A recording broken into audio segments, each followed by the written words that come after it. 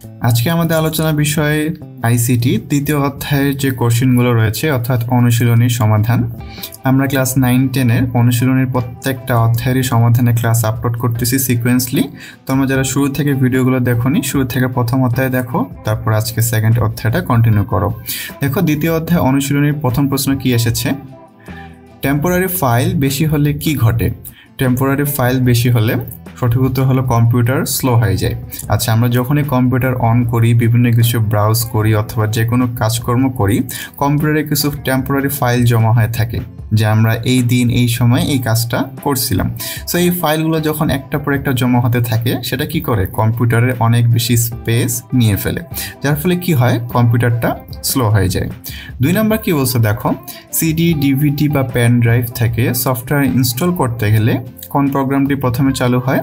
অবশ্যই auto run প্রোগ্রামটি সর্বপ্রথম চালু হয়, তারপরে কি সফটওয়্যারটি ইনস্টল হয়। আচ্ছা, 3 নম্বর দেখো কি বলছে, কোনটি আধুনিক পৃথিবীর সম্পদ?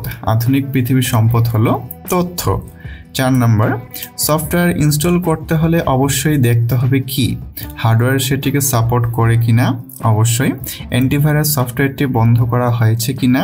জি অবশ্যই, কারণ কিছু কিছু সফটওয়্যার থাকে যেগুলো অ্যান্টিভাইরাস সফটওয়্যার ডিটেক্ট করে ভাইরাস হিসাবে, যার ফলে অ্যান্টিভাইরাস সফটওয়্যার সেই সফটওয়্যারটিকে কি ইনস্টল হতে দেয় না আমাদের কম্পিউটারে। তাই কিছু কিছু সফটওয়্যার রয়েছে যেগুলো ইনস্টল করার সময় আমাদের অ্যান্টিভাইরাস সফটওয়্যারটিকে বন্ধ করা প্রয়োজন। আচ্ছা, 3 নম্বর কি বলছে দেখো, অ্যাডমিনিস্ট্রেটরের অনুমতি আছে কি না। আচ্ছা, অবশ্যই আমাদের অনুমতি আছে এমন কিছু সফটওয়্যারই কি ইনস্টল করতে হবে। তাহলে সফটওয়্যার ইনস্টল করতে হলে অবশ্যই কি দেখতে হবে, 3টি যে অপশন রয়েছে 3টি অপশনই সঠিক। তাহলে 4-এর সঠিক উত্তর হলো ঘ, অর্থাৎ 1, 2 ও 3। এরপরে দেখো আমাদের একটি অনুচ্ছেদ রয়েছে, অনুচ্ছেদ থেকে 5 ও 6 নম্বর প্রশ্নের উত্তর করতে বলেছে। আমরা একটু অনুচ্ছেদটি পড়ি। ইকরাম সাহেব দেখছেন কয়েকদিন ধরে তার কম্পিউটার হঠাৎ বন্ধ হয়ে যায়, আবার কি চালু হয়। আরও লক্ষ্য করলেন কম্পিউটারটির কাজের গতিও কমে গেছে। তার মনে পড়ল বন্ধুর প্যানড্রাইভ থেকে একটি গান কপি করার পর থেকে এটি শুরু হয়েছে। আচ্ছা, প্রশ্ন কি বলেছে দেখো, কম্পিউটারের এই অবস্থার জন্য কোনটি দায়ী হতে পারে? যেহেতু কম্পিউটারটি কি স্লো হয়ে গিয়েছে, হঠাৎ নিজে থেকেই বন্ধ হচ্ছে, নিজে থেকেই চালু হচ্ছে, তাহলে কি আমরা একটু গেস করতে পারি না কম্পিউটারে কি অ্যাটাক করছে? ভাইরাস, তাই না? তাহলে দেখো কম্পিউটারের এই অবস্থার জন্য কোনটি দায়ী হতে পারে? সঠিক উত্তর হলো ভাইরাস সফটওয়্যার। ওকে, 6 নম্বর কি বলেছে, এর ফলে ইকরাম সাহেবের কম্পিউটারে কি কি হতে পারে? 1 নম্বর দেখো, অপ্রত্যাশিত কোনো বার্তা প্রদর্শন করতে পারে। জি অবশ্যই পারে, যে কোনো একটা কি মেসেজ পপ আপ হইতে পারে। আচ্ছা, 2 নম্বর দেখো, রাখা ফাইলগুলো আকারে বেড়ে যেতে পারে। জি পারে। মেমোরি কম দেখাতে পারে। জি এটাও কি সঠিক উত্তর।